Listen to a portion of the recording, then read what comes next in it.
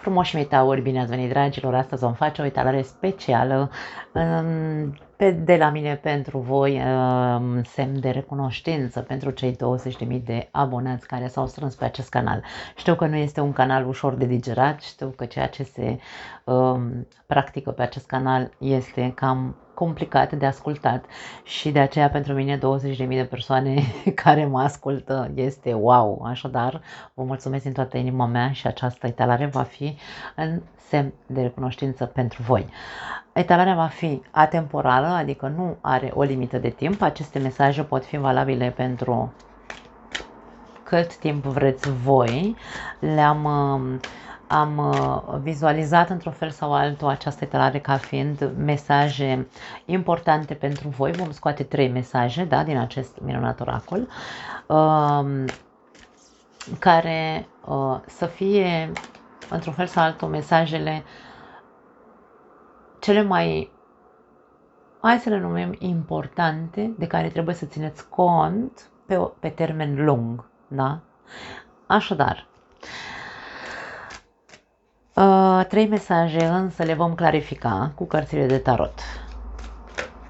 Deci, etalarea nu este valabilă doar pentru cei din zodia Taur, ci și pentru ascendent, Venus sau lună în zodia Taurului. Așadar, dragii mei, vă iubesc, vă pupăcesc, vă mulțumesc că sunteți aici alături de mine și că m-ați primit în viața voastră. Să vedem. Tauri. 3 mesaje fără limită de timp care să-i ajute pe tauri într-o anumită arie a vieții lor. Vom vedea la ce se referă. Primul mesaj. Fă pasul sau fă primul pas într-un fel sau altul. Fă un pas, trebuie să faci ceva. Misiune avem și toleranță. Wow! Coerență la capătul cărților. Dragii mei tauri, după cum am spus, aceste mesaje sunt pe termen lung pentru voi.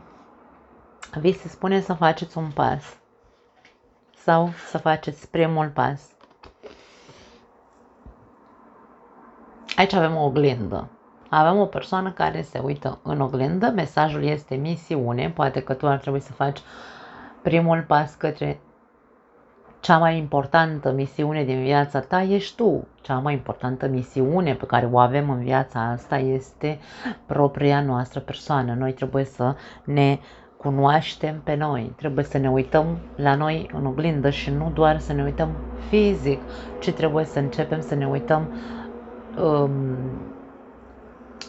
atât de profund încât să vedem și când suntem persoane țuți, cum se zice, dar și când suntem persoane mai, nu știu, mai nepăsătoare sau mai delăsătoare sau, da? Deci, hai să încercăm, mesajele sunt pe termen lung pentru voi, hai să faceți primul pas, vi se spune, să începeți să vă puneți oglinda în față, să vedeți în profunzime ceea ce trebuie văzut cu adevărat în voi înșivă și să nu vă mai, îmi vine să spun, mulțumiți, între ghilimele, cu ok, mă tolerez, îmi tolerez viața, îmi tolerez.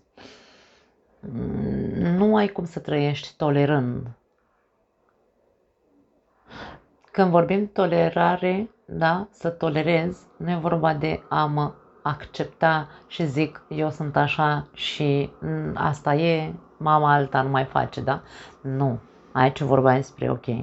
Aceste mesaje sunt pentru cei care au nevoie să facă schimbări în ei înșiși și nu s-au apucat de treabă încă și stă așa și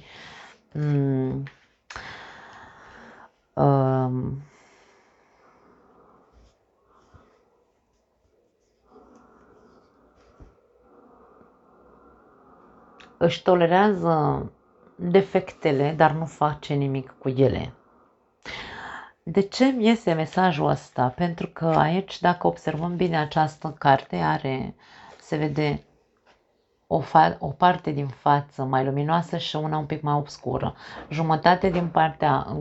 Jumătatea gurii, să spunem, din partea dreaptă, văd eu aici, nu știu cum le vedeți voi, în fine, nu contează, este neagră, e dată cu ruj negru cumva și cealaltă jumătate cu ruj roșu, se observă, da? Deci aveam o imagine de dualitate sau o imagine de, dacă vreți, calități, defecte sau alb-negru, numiți lumină-umbră, cum vreți voi. Și aici avem aceeași imagine, o persoană care se uită în oglindă și, nu știu, ori este o persoană care este foarte ok, este foarte educată, elegantă și se vede ca și cum ar fi așa un părlit, sau invers, este o persoană fliu-fliu care, nu știu, vede viața așa ca o joacă și de fapt se vede ca și cum ar fi cel mai tare din parcare. Aici avem două aspecte în oglindă către care tu trebuie să te îndrepți, să nu să le tolerezi, ci să le schimbi. Să le conștientizezi ca să faci ceva cu ele, da? Tu ai nevoie să faci un salt în viața ta, nu mai ai nevoie să stai în aceeași poziție, în aceeași părere despre tine, da? Ți se cere să te aliniezi cu ceea ce tu ești. Dragii mei, să nu uităm că noi atunci când ne privim în oglindă ne vedem doar corp. Nu avem puterea să ne vedem sufletul sau să ne ascultăm, să vorbim cu sufletul nostru. Dar suntem energie, suntem vibrație, în afară de corp suntem și altceva. Așadar aici, celor care le este foarte greu să accepte ideea că suntem minte, corp, spirit, da? Și spirit, vibrație, aici ar trebui să faceți cumva o misiune, da? Să faceți o misiune în a integra și a accepta faptul că nu suntem doar corp. Taurul, păcatul taurului, dacă vreți, este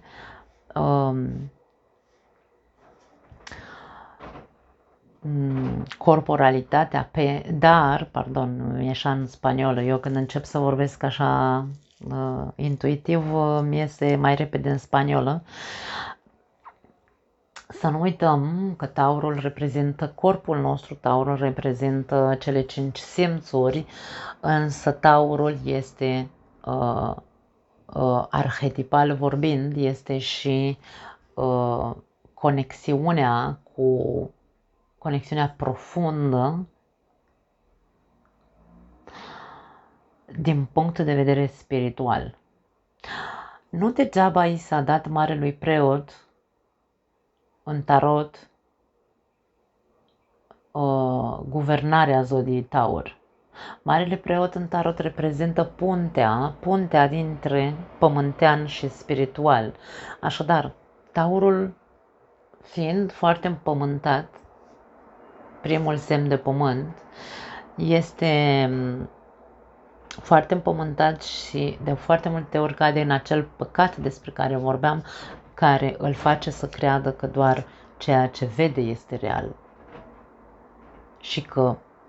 și cu greu acceptă spiritul, cu greu acceptă ideea de vibrație, cu greu acceptă, bine, nu toți, bineînțeles, însă aici vorbim doar despre cei care au nevoie să facă această muncă. Dacă tu ai făcut această muncă, jos pălăria, nu e pentru tine această etalare, îmi pare rău. Da? Deci aici vorbim despre misiunea pe care o ai în ceea ce te privește, să introduci aceste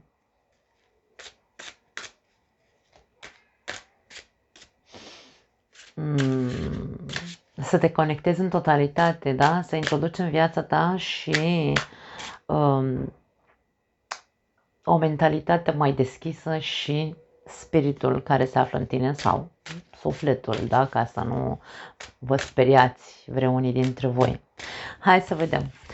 Ni se spune fă un pas. Hai să vedem ce pas ai de făcut, în afară de ceea ce am spus până acum.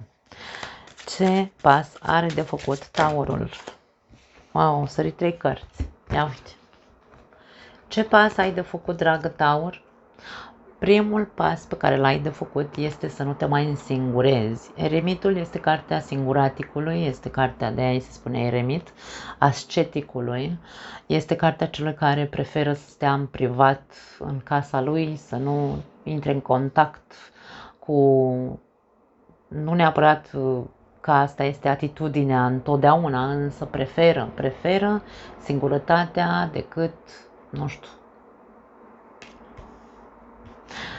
renunță, fă primul pas către a ieși din scorbura în care probabil ai stat mult timp. Fă un pas către a începe să cauți să te înțelepțești. Nu știu dacă e corect în românește. Eremitul este un înțelept, este considerat înțelept, însă îl vedem că e bătrân. Și aici e ca și cum să nu crezi că dacă ai peste 40-50 de ani neapărat ești înțelept. Dacă tu nu ai făcut o muncă interioară și doar tolerezi viața, doar te tolerezi. Nu, înțelepciunea nu înseamnă vârsta pe care o ai sau vârsta nu-ți aduce înțelepciunea sau, da. Mai departe, dacă tu reușești să intri în contact cu lumina ta interioară, că de aia are ăsta un far în mână, cum se cheamă, o candelă, nu știu cum să-i zic, așa. Nu degeaba are această candelă în mână, înseamnă lumina din tine. Dacă tu reușești să începi să faci un pas către a căuta acea lumină din tine, aici vorbim despre vei reuși să te, vezi, avem aceeași imagine, vei reuși să te individualizezi, să devii un individ cu adevărat fizic, însă într-o lume, cu de toate. Da. În această carte avem toate, în colțurile acestei cărți avem toate energiile. Avem leul aici, focul, adică avem taurul aici, adică pământul, avem, ce avem aici? Un înger, avem aerul, cum se zice, mă? Dacă m-a luat de cap. Cupele și avem vulturul care este aerul, da? Spadele. Așadar, vei deveni persoana care integrează toate experiențele, e persoana care cu adevărat individuală, adică am cunoscut de toate în această viață, am învățat din toate. Când vorbim despre o persoană integrală, vorbim despre o persoană cu adevărat integrată, vorbim cu adevărat matură. Această persoană a integrat tot ceea ce viața i-a dat să trăiască. A devenit o persoană sigură pe ea, a devenit o persoană mândră de ea însă și este o carte de succes, ne arată o anumită elevare a acestei persoane, este ultima arcană majoră, să nu uităm. Așadar, aici vorbim despre dacă tu vrei să fii o persoană care să spui sunt matură, sunt bine construită, sunt înțeleaptă, sunt, nu știu, am crescut din toate punctele de vedere, sunt structurată, sunt propriul meu stăpân, eu hotărăsc cum să-mi trăiesc viața. Aici vorbim despre acel sfat pe care ți-l dă aceste mesaje.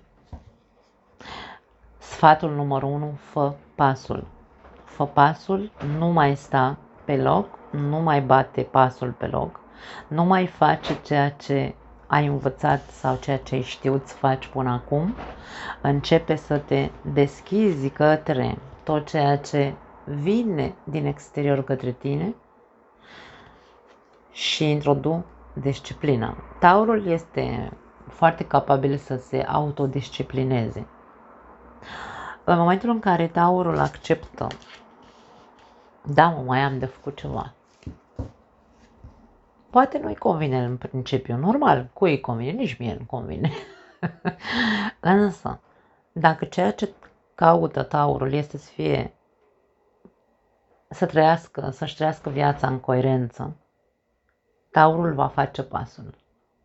Poate îl costă un pic, însă îl va face. Și va ști să se disciplineze, va ști să facă această muncă interioară, va ști să rămână în contact cu și să accepte tot ceea ce vine către el ca informație, în primul rând.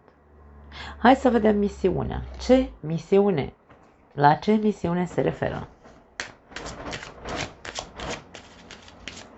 Am spus, misiunea este către noi înșine.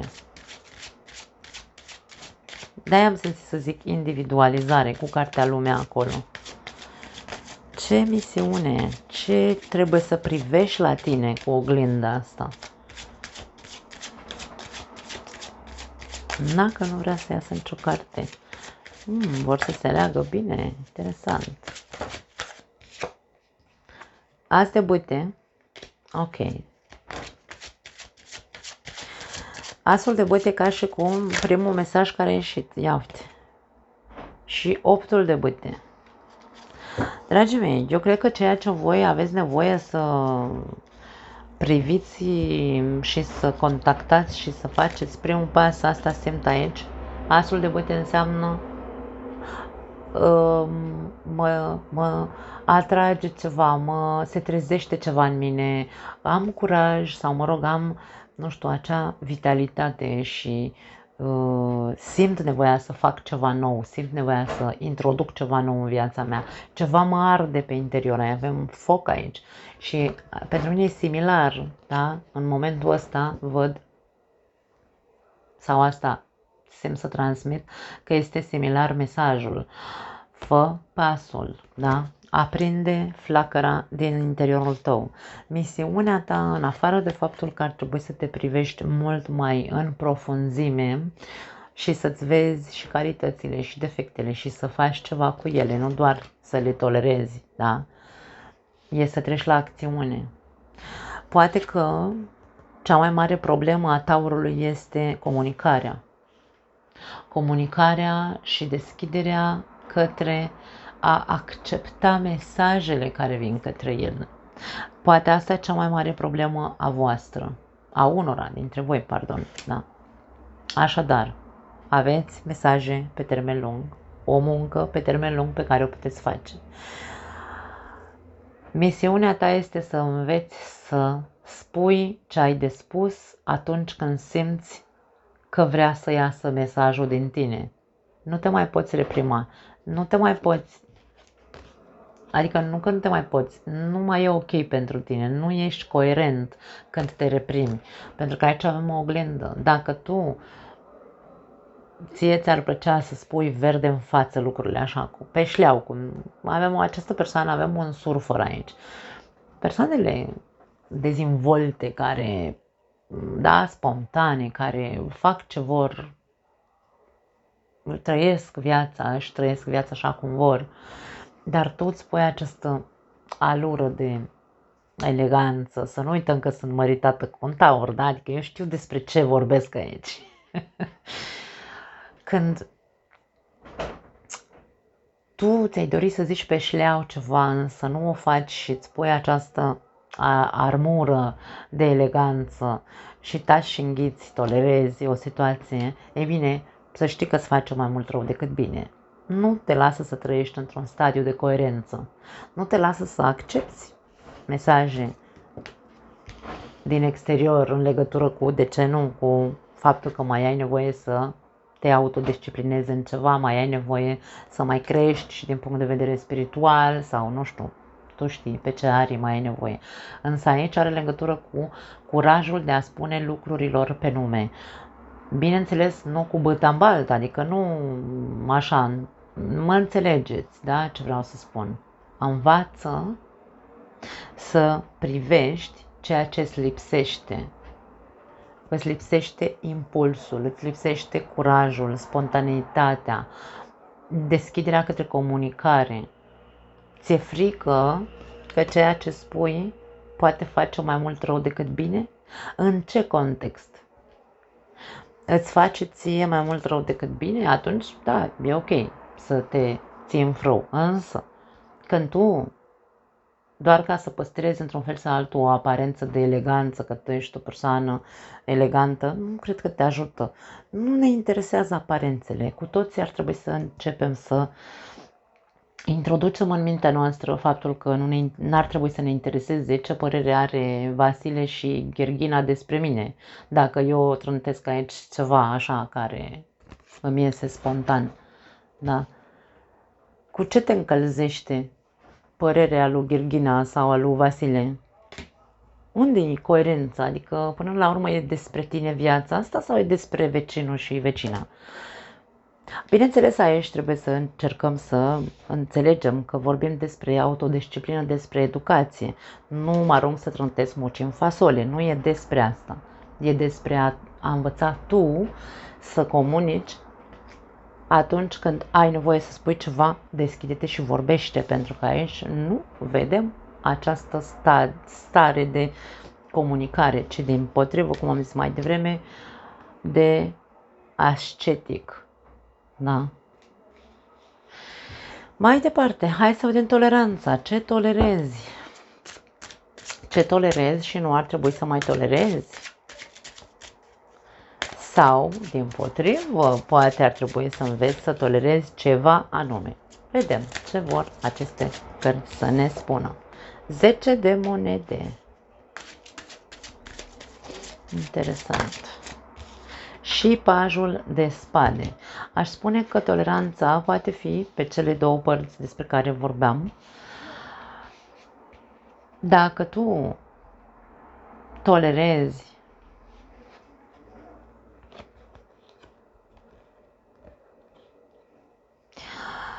unii dintre voi probabil că tolerați membrii ai familiei voastre care nu ar trebui tolerați.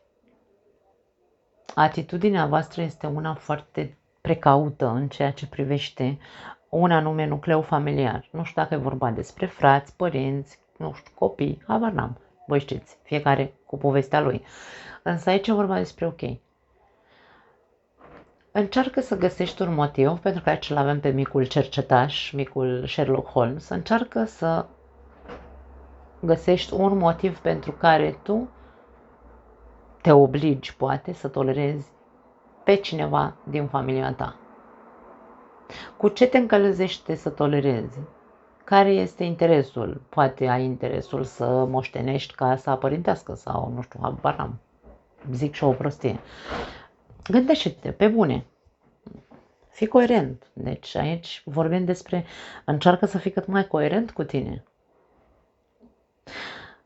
Dacă vorbim despre tolerare, nu vorbim despre, să nu confundăm cu resemnarea. Asta e, sunt ai mei, n-am ce să le fac. Ia mai gândește-te, caută și tu niște informații așa, ce înseamnă, nu știu, membrii ai familiei toxici sau ce înseamnă tolerarea unei energii toxice în casa ta, în familia ta. Pentru alții dintre voi e posibil să ne vorbească despre faptul că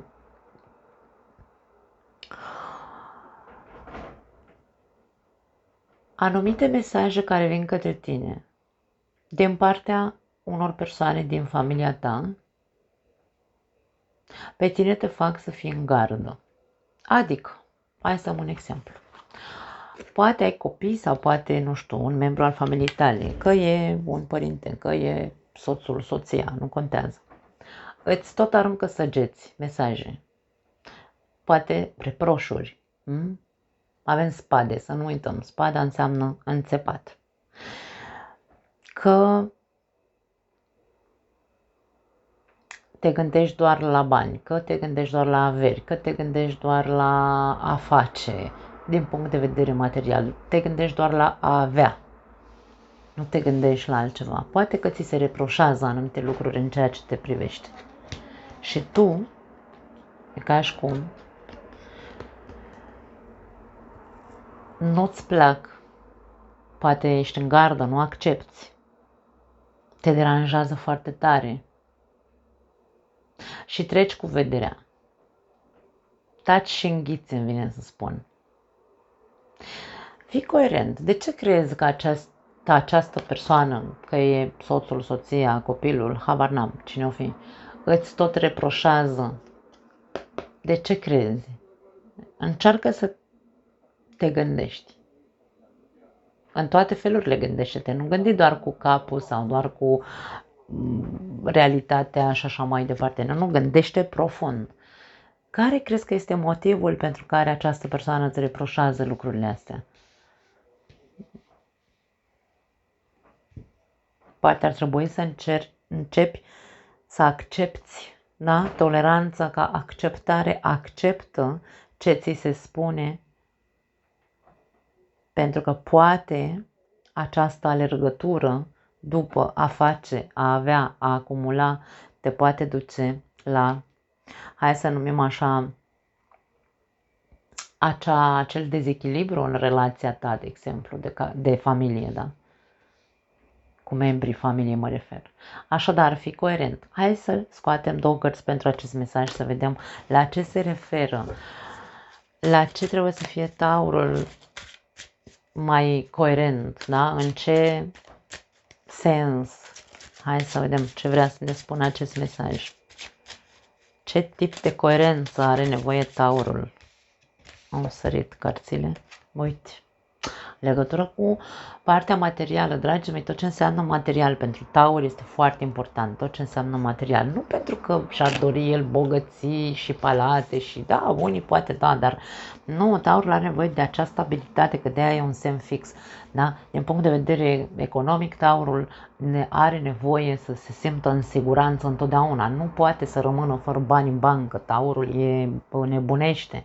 E foarte ok așa, este esența ta, este arhetipul tău, nu ai cum să-l negi, însă nu în a deveni o persoană avară care nu deschide niciodată pumnul. Deci aici vorbim despre încearcă să fii cât mai coerent cu ceea ce deții și încearcă să fii cât mai coerent cu ceea ce vrei să acumulezi. Trece foarte bine prin filtrul tău ce faci cu toate acumulările astea tip zgârcenie în care, da, mai vreau în loc de 2000 de euro salariu, vreau 5000 de euro salariu și vreau, nu știu, deci aici mesajele sunt pe termen lung, este un proces pe care trebuie să îl începeți unii dintre voi. Fii foarte coerent. Atenție mare pentru că aici avem posesivitate. Fii foarte coerent dacă ești posesiv, nu doar cu lucrurile materiale. Ai această boală a posesivității, taurul fiind un semn fix, da, avem posesivitate, avem gelozie, avem, nu știu, tot spectrul, da, de avariție îl putem deschide. Așadar, taurul este foarte teritorial, ce e a lui e doar a lui și de aia este foarte, foarte posesiv. Fii coerent, ești inclusiv și cu copiii. Așa, îi ții agățați, nu au libertate copiii, nu poate mișca nimeni dacă tu nu zici da. Mare atenție, încercați să, de-aia spun că este foarte profund, încercați să observați tot ce am zis la început, toată lumina, tot întunericul din voi ca să puteți să doare, nu doare, să-l acceptați ca să-l modificați, da? Deci, mare atenție la aceste lucruri, fii foarte, foarte coerent.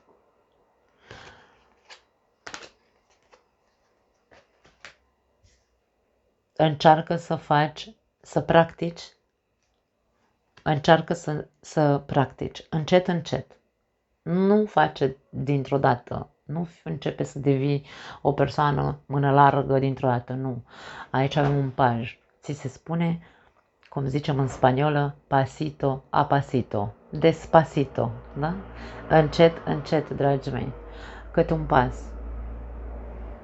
Acum, astăzi încerc să, nu știu, să fiu mai deschis cu copilul meu, să-i dau voie să meargă, nu știu, să exploreze lumea. Săptămâna viitoare încerc să fiu un pic mai deschis către a cheltui din ceea ce tot țin acolo, să nu cumva să pierd.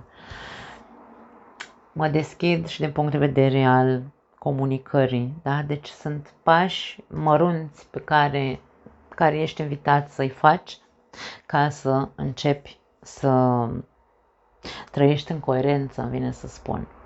Dragii mei, cu cea mai mare iubire de la mine pentru voi, această etalare ne-a spus multe, ne-a arătat multe amănunte.